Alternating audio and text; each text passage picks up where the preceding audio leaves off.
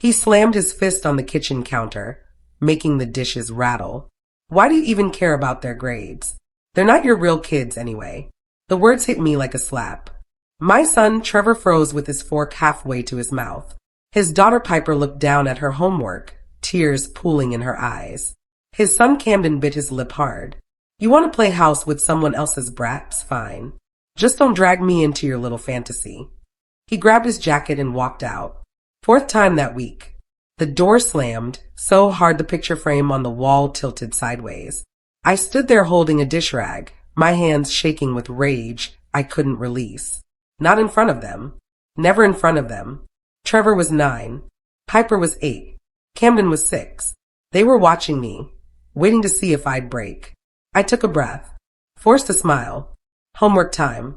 Who wants hot chocolate after? 3 small voices answered, barely above a whisper. Me. That night, after they fell asleep, I cried in the bathroom with the shower running so they wouldn't hear. My name is Raina Moss. I was 27 when Marcus walked into my life. Single dad. 2 kids. A sad story about his ex-wife leaving. I had Trevor, my 5-year-old son, and a heart too big for my own good. My mama always said I had a savior complex. Maybe she was right. Marcus was charming at first. Talked about wanting a stable home for his kids. About building something real. I believed him because I wanted to. We moved in together after 6 months. Too fast, I know. But Piper and Camden needed consistency. They needed someone who wouldn't leave. I didn't realize then that Marcus was that someone. The one who left. Over and over again. By year 2, I was raising 3 kids alone while he bounced between construction jobs and bar stools. He'd disappear for days, come home smelling like cigarettes and excuses. But the kids. God, the kids deserved better than the hand they'd been dealt. So I stayed. Not for him. Never for him. I worked 2 jobs just to keep us afloat. Cleaning houses during the day. Waiting tables at Rosie's Diner until midnight. Marcus contributed nothing. Said he was between opportunities. His opportunities seemed to involve a lot of fishing trips and poker nights. I'd come home at 1 in the morning, feet screaming, back aching, to find homework still undone and kids asleep on the couch. He'd be passed out in our bedroom, snoring like he'd worked a 12-hour shift. Some mornings, I skipped breakfast so the kids could have enough. I told them I wasn't hungry, that I'd already eaten. They never questioned it. Trevor noticed once. Mama, you getting skinny? I'm just eating healthy, baby. He looked at me with those knowing eyes. 9 years old and already too aware. My neighbor Mrs. Chin saw me carrying groceries one afternoon. 3 bags, mostly pasta and canned beans. Why don't you send his kids back to their mama? She asked, not unkindly. I smiled tight. Because I'm not their mama. But I'm all they got. She showed up on a random Tuesday. Veronica, their birth mother. No call ahead. No warning. Just knocked on the door in tight jeans and fresh highlights, smelling like expensive perfume. Hey, babies, she squealed, arms wide open. Piper and Camden stared like she was a stranger. Because she was. She hadn't come to their birthdays. Hadn't sent Christmas cards. Hadn't called in 2 years. Camden hid behind my leg. Piper's face went blank, that protective wall she built when things hurt. They're shy. Veronica laughed like it was cute. Guess you've been doing a good job with them. She stayed 20 minutes. Took selfies. Promised to visit again soon. She never did. After she left, Piper asked me, why doesn't she want us? I pulled her close. Some people don't know how to love right. But that's their problem, not yours. That night, I heard her crying through the bedroom door. I sat outside in the hallway until she stopped. The eviction notice came on a Friday. Red letters. Final warning. 3 days to pay or leave. I'd been juggling bills like a circus act, robbing Peter to pay Paul. This month I lost. The kids were in the living room doing homework on the floor because we'd sold the kitchen table last month. I locked myself in the bathroom and sobbed into a towel until my throat burned. When I came out, Trevor was standing there. Mama, you okay? I'm fine, baby. Just tired. He looked at me with doubt, but didn't push. That night, I called my boss at the cleaning company.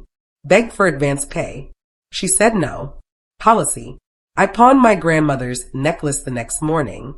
The only thing of value I owned. Got $200. Enough to push the landlord off for another week.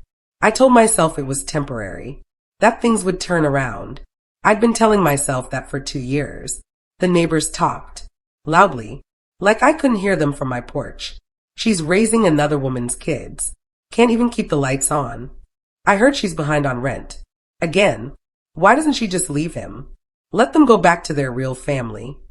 I kept folding laundry on the front steps, my hands moving automatically while their words carved into me.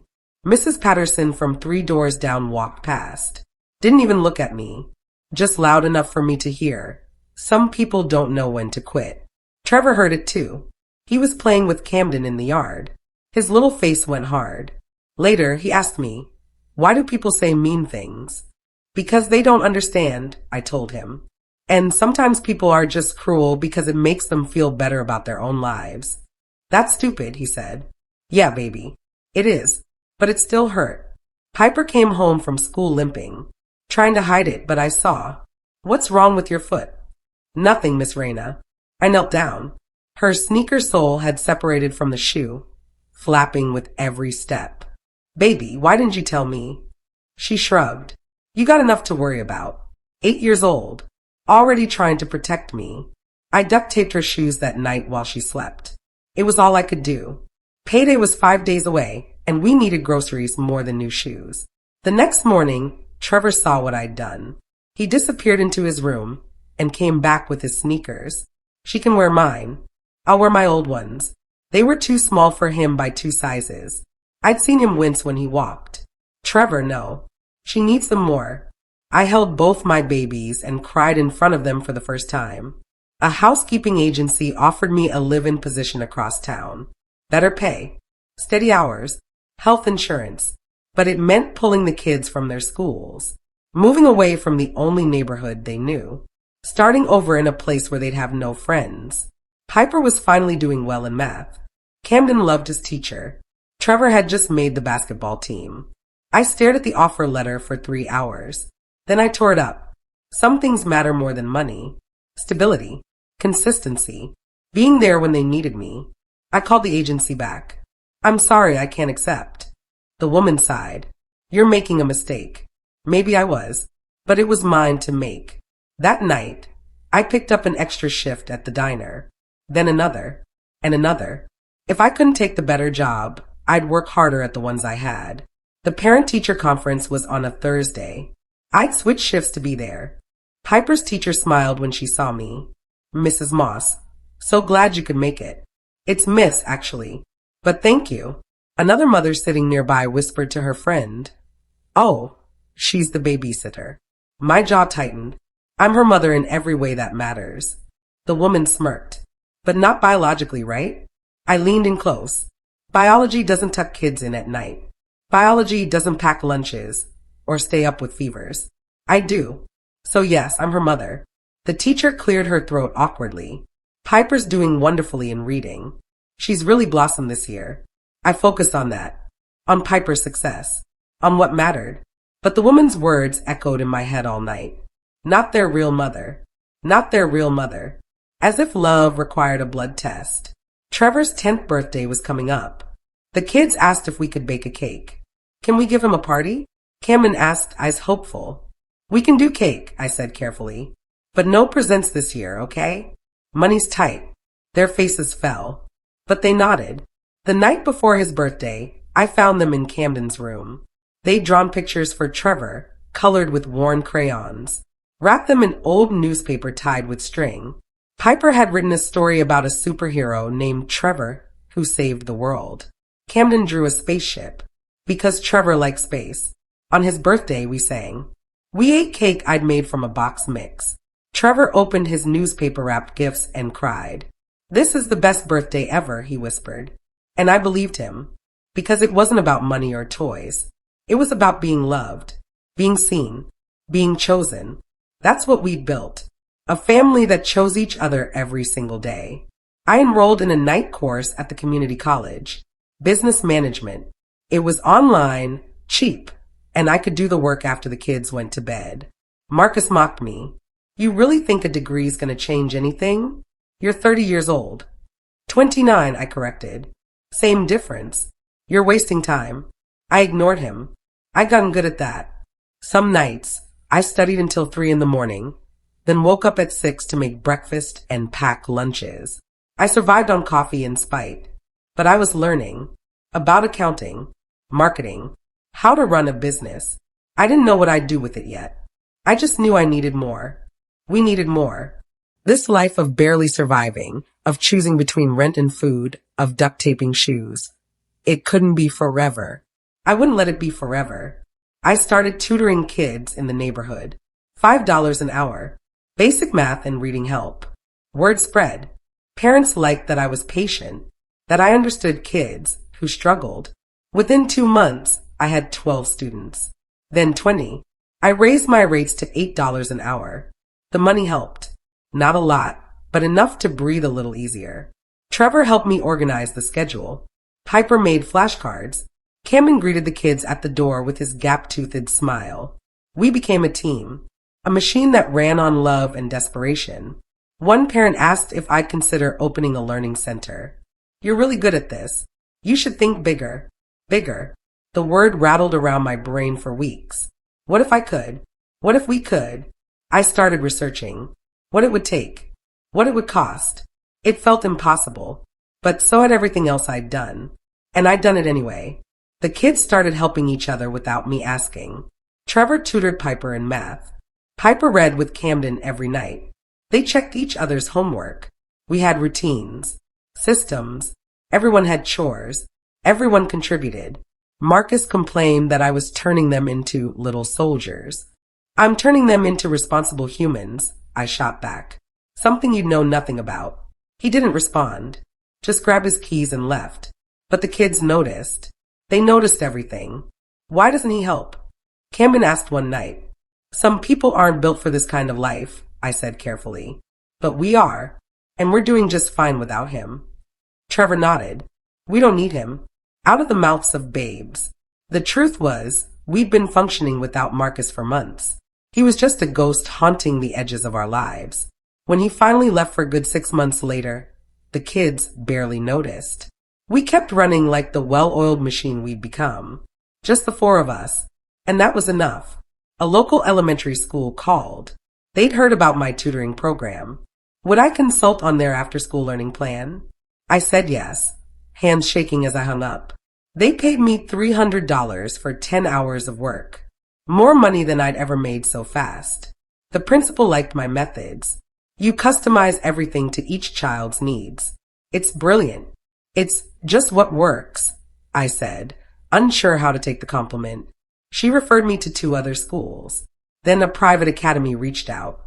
Within a year, I was consulting for 6 schools across 2 districts, making more than I'd ever made cleaning houses and waiting tables combined. I quit both jobs, focused entirely on the education consulting. Trevor was 13. Piper was 12. Camden was 10. Old enough to understand what was happening.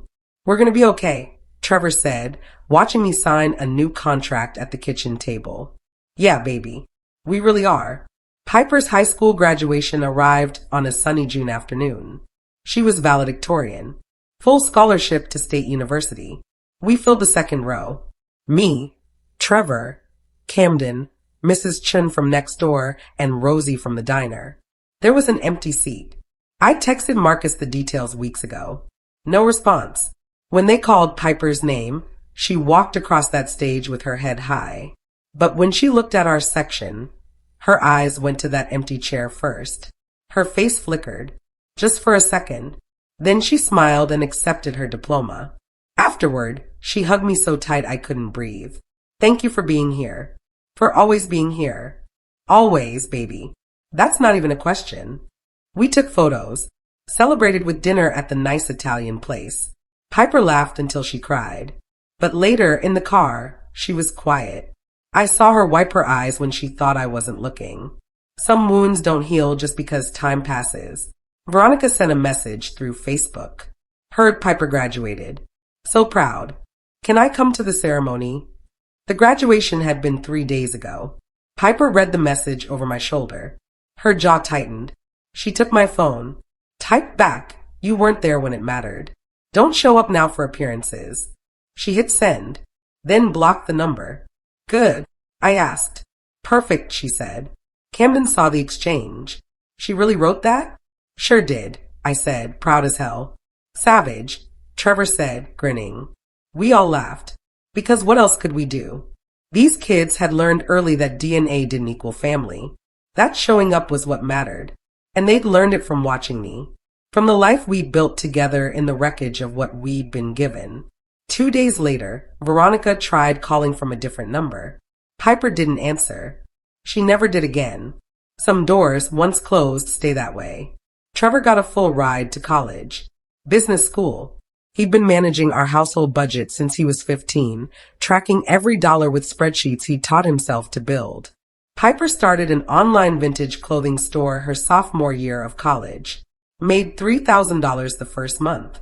By graduation, she was pulling in $15,000 monthly. Camden, the baby, turned out to have a gift for investing. At 16, he was trading stocks with money from his part-time job. Turned $200 into $3,000 in 6 months. Where did you learn this? I asked, stunned. He shrugged. YouTube. And I read a lot. My kids weren't just surviving. They were thriving. Building empires from nothing. Just like I taught them. I formalized my consulting business. Hired 3 employees. Opened an actual learning center in a rented space downtown. We called it Foundations Learning. Because that's what we built together. A foundation that couldn't be shaken. Marcus showed up on a random Tuesday morning. I was in my office when the receptionist buzzed. There's a Marcus Holloway here to see you? My blood went cold. I hadn't seen him in 8 years. He looked older. Gray hair. Deep lines around his eyes. Hands shaking slightly. Raina, he said, like we were old friends. You look good. Successful. What do you want? Can't I just visit? See how everyone's doing? After 8 years of silence? No, you can't. He shifted. I made mistakes. I know that. I just want to see the kids. Talk to them. I called Trevor. He was visiting for the week, home from college. He came down to the office with Piper and Camden. They stood beside my desk. A united front. Camden spoke first. Now you want to see us? Marcus's face crumpled. I know I wasn't there. You were never there, Piper interrupted. She was. Every single time. You don't get to show up now. Marcus's voice got sharp. I'm broke. I need help. You all made it. You owe me that much. The audacity knocked the air from my lungs. Oh, you. Trevor stepped forward. For what? For leaving us? For calling us burdens? I'm your father, Marcus said weakly. No, Camden said, voice steady. You're just the guy whose last name we used to have. They'd all legally changed their names to Moss 3 years ago. I cried when they told me. Marcus looked at me desperately. Raina, please. Tell them. Tell them what? That you're right? You're not. You left. You called them names. You made it clear they didn't matter. None of us did. I was struggling. We were all struggling, I cut him off. The difference is I stayed. I fought. I chose them every single day. You chose yourself. Piper opened the office door. Leave. Don't come back. Marcus opened his mouth to argue, then saw their faces. 3 kids he'd abandoned, now grown and unmoved. He left without another word. Veronica went public on social media. Posted old photos of Piper and Camden from when they were toddlers. So proud of my babies. Always knew they'd be successful. Hashtag proud mom, hashtag my kids, hashtag bless life. The comment section became a war zone. People who actually knew the story dragged her mercilessly. Where were you when they needed you? You abandoned them. This woman raised your kids. Sit down. The audacity to claim credit for someone else's work. Piper screenshotted it all. Posted a single response. DNA doesn't make you a parent. Showing up does. Thank you to the woman who actually raised us. Tagged me. The post went viral. 50,000 shares in 2 days. News outlets reached out for interviews. I declined most of them. This wasn't about publicity. But Piper did one interview. Set the record straight. Named me as her real mother. Veronica deleted her social media accounts within a week. Funny how truth works. A local news station did a feature story. Single mother raises 3 successful entrepreneurs.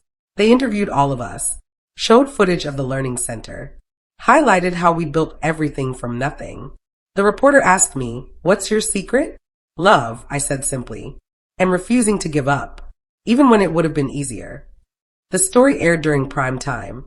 My phone exploded with messages.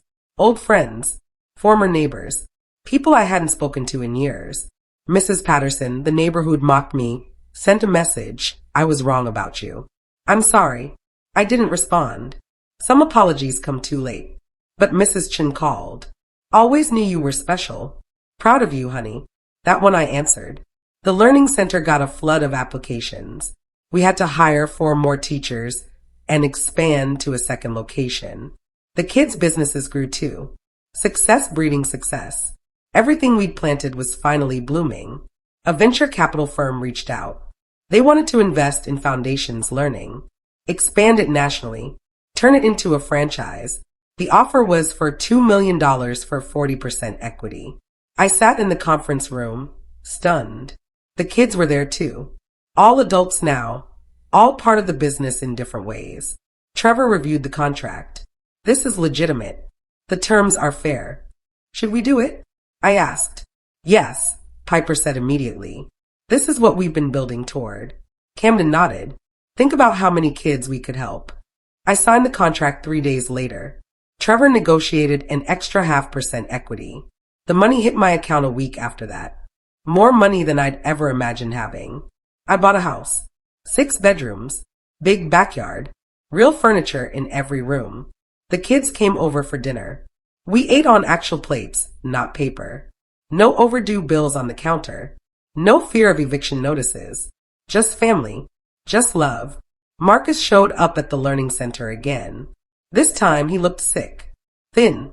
Jaundiced. "My kidneys are failing," he said without preamble. "I need a transplant." I was hoping maybe one of the kids could get tested.